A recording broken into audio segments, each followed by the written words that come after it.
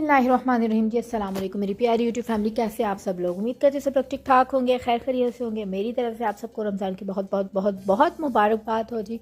आज का जो व्लॉग है, व्लॉग नहीं सॉरी, आज की जो वीडियो है वो मैं आप लोगों के साथ कुछ टिप्स और ट्रिक्स जो हैं वो इफ्तारी और सहरी से रिलेटेड शेयर करूँगी। तो मैं उम्मीद करूँगी जी आपको बहुत ज़्यादा फ़ायदेमंद होगा। अच्छा, फ़र्स्ट ऑफ़ ऑल ये कि जी सहरी में बाज़ औक़ात हमारी आँख नहीं खुलती, तो जिसकी वजह से हमें बग़ैर सहरी के रोज़ा रखना पड़ता है। ठीक है, तो आज मैं आप लोगों को उस प्रॉब्लम का सोल्यूशन बता देती हूँ कि आप लोगों ने करना क्या है कि जो आटा होता है ना, नॉर्मल आटा, तो आपने उसकी रोटियां बना लेनी है और रोटी बना के ना आपने तवे को फुल करके ना ऊपर उसके डाल देना है। यानी हल्का सा सेक लगेगा तो आपने उसको टर्न कर देना और फिर दूसरी साइड से भी आपने उसको सेक लगवा लेना है। ठीक है, आपने इस तरह सारी रोटियों को हल्का हल्का सेक लगवा लेना है। लगवाने के बाद आपने फिर जो पेपर होता है, कागज़ शॉपर सा होता है, वो कटिंग करके आपने 3-3 4-4 रोटियां रख के ऊपर वो शॉपर रख के फिर 3-4 रोटियां रख के फिर रख के, तो इस तरह आपने वो रोटियों को सेव कर लेना। अच्छा, इसका मकसद क्या है? इसका मकसद ये है कि जी बाज़ औक़ात हम लोग जाग नहीं सकते, यानी हमारी आँख नहीं खुलती, तो हमें पानी पी के रोज़ा रखना पड़ता है। उससे ये होगा कि वैसे रोटी बनाते हुए इतना टाइम नहीं लगता, लेकिन जब हम ऑलरेडी लेट हो रहे हो ना, तो फिर ये रोटी बनाना, फिर पूरा यानी प्रोसेस करना, बेलना, फिर सेकना, फिर वो बहुत ज़्यादा टाइम लग जाता है। ठीक है, टाइम को बचाने के लिए आपने ये कर लेना है, जैसे मैंने आपको ये तरीका बताया, आप लोगों ने ऐसे रोटियों को हल्का हल्का सेक के आपने उसको फ्रीज़ कर देना है। ठीक है, ये डेली रूटीन में आपने नहीं करना है। ये मैंने आपको तब की टिप बताई है कि जब आप लोग लेट हो जाएं तो आपने फटाफट से एक रोटी निकालनी और 2 से 3 मिनट में आपने इस पर ऑयल लगा के पराठा बना के बगैर सहरी के रोज़ा रखने के बजाय आप लोग ये काम कर लें, तो ये है कि थोड़ा बहुत आप खा पी लेंगे। ठीक है,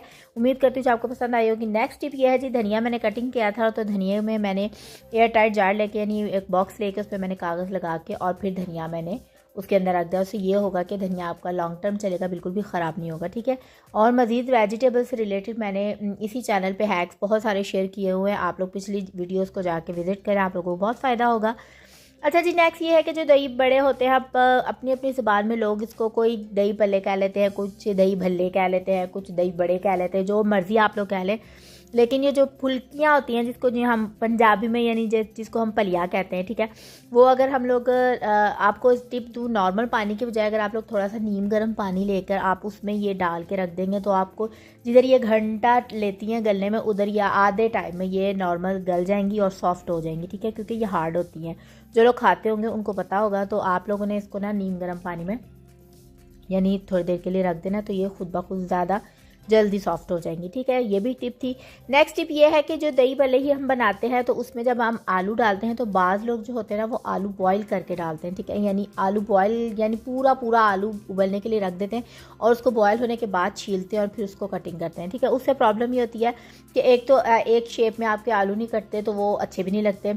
तो दूसरा ये है कि अगर आप लोग इस तरीके से यानी आप पहले आलू को छील के उसको क्यूब्स में काट के और फिर आप उसको बॉईल करेंगे ना, तो आपके लिए आसानी होगी। बट इस पर ये कि आप लोग पहले आलू बॉईल करें, बाद में उसको छीलें और फिर कटिंग करें, वो थोड़ा मुश्किल प्रोसेस हो जाता है।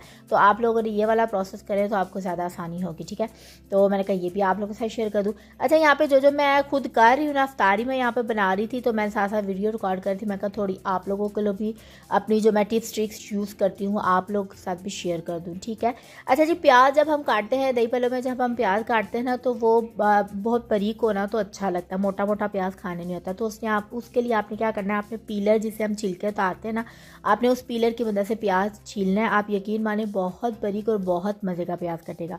ठीक हो गया। अच्छा, अब आ जाते हैं जी पकौड़ों की तरफ।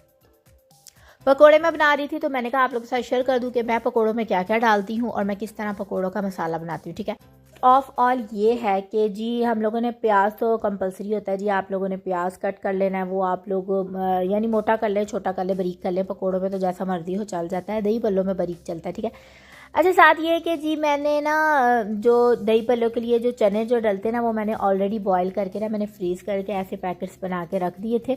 और अब मुझे यानी प्रॉब्लम नहीं होती, यानी रोज़ रोज़ बॉईल नहीं करने पड़ते। ये एक ना आपकी टाइम सेविंग हैक भी होता है। ठीक है, तो मैंने ऐसे छोटे छोटे पैकेट्स बना के रख लिए थे। अब ये फ्रीज़ हैं, तो हमने क्या करना है, जो हमने आलू बॉईल किए थे ना, तो हमने इसके अंदर इसको डाल देना है। ठीक है, इस तरह ये भी सॉफ्ट हो जाएंगे।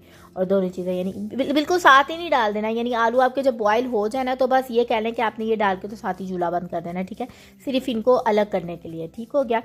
अच्छा जी, ये जो मैंने ये जो टाइम सेविंग्स, ये जो मैंने टिप्स वगैरह, ये जो चीज़ें मैंने सेव की ना, ये मैंने अपने दूसरे व्लॉग्स वाले चैनल में डिटेल से आप लोगों को व्लॉग्स में बताया हुआ है। आप लोग जाके मेरे उस चैनल को भी विजिट कर लें, आप लोगों को बहुत फ़ायदा होगा। बहुत ज़्यादा रमज़ान की प्रिपरेशन मैंने आप लोगों के साथ उसमें शेयर की हुई है।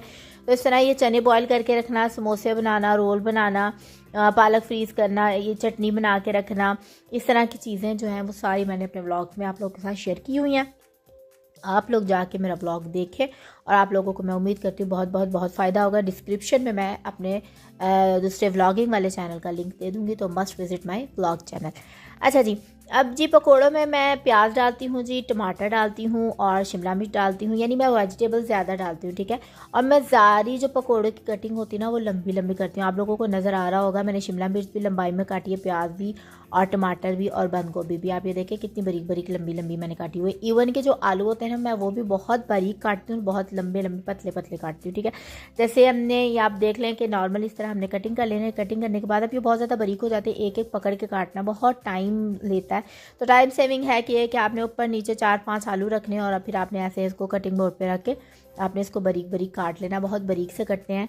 तो ऐसे ही होगा कि ऐसे आप पकोड़े बनाते हैं ना तो वो खड़ी खड़ी सब्जियां होती हैं, बनिस्बत ये कि आप पकोड़ों की जो सब्जियां होती हैं ना वो क्यूब्स में काटें। मैंने बाज़ लोग देखे हैं वो ना क्यूब्स में पकोड़ों की सब्ज़ी की कटिंग करते हैं, ठीक है। तो आप ऐसे ना करें, आप लंबाई में करें, आपके पकोड़े ज़्यादा यानी देखने में भी अच्छे होंगे और खाने में भी अच्छे। सर यहाँ पे एक ज़बरदस्त आप लोगों को एक हैक और बता दूं कि अब हम लोग घर में 2 बंदे, ठीक है, यानी हुरैन इतने ज़्यादा शौक से नहीं खाती, लेकिन यानी नॉर्मल हम 2 ही हैं।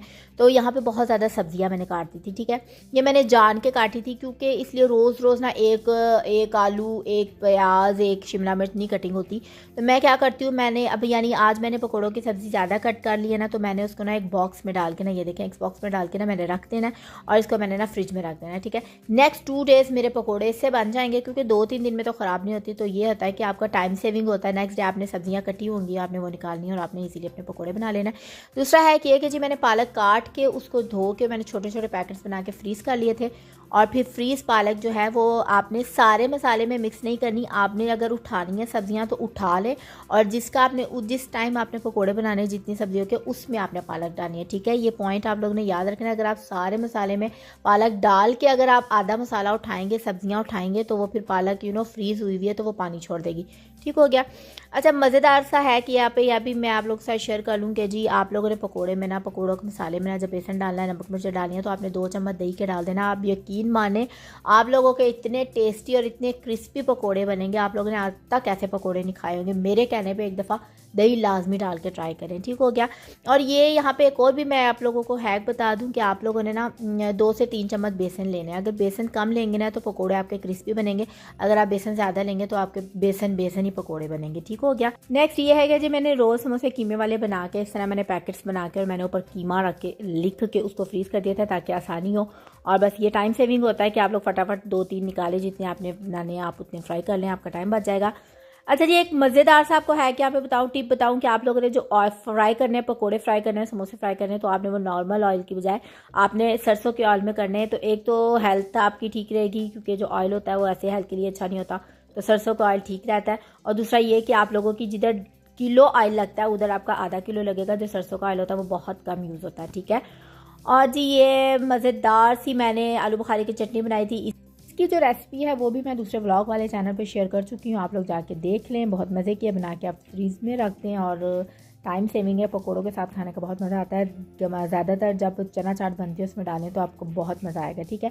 अच्छा जी, नेक्स्ट ये है कि जो आप लोगों ने पकोड़े तो हाथ से डालें, अगर आप लोग डर लगता है तो चम्मच से भी डाल दें, कोई इशू नहीं है। दूसरा ये कि आप लोगों ने पकोड़े ना, अगर आप लोग को एक छुरी या चम्मच या कांटे की मदद से अगर आप पलटें ना तो वो ज़्यादा यानी टूटने का ख़तरा नहीं होता, बनिस्बत ये कि आप एक बड़े चम्मच से पकोड़ों को पलटें, ठीक है। तो ये छोटी छोटी ट्रिक्स थी जो कि मैंने आप लोगों के साथ शेयर कर दी। उम्मीद करती हूँ जो आपको बहुत पसंद आई होगी। ये पार्ट 1 है, नेक्स्ट पार्ट भी था, अगर मैंने कहा वो मैं डाल देती मेरी वीडियो बहुत लंबी हो जाती। नेक्स्ट पार्ट जो है वो इंशाल्लाह कल शेयर करूँगी। आप लोग चैनल को सब्सक्राइब कर दें, वीडियो को लाइक कर दें, दुआओं में याद रखें। मिलते हैं नेक्स्ट वीडियो में। अल्लाह हाफ़िज़।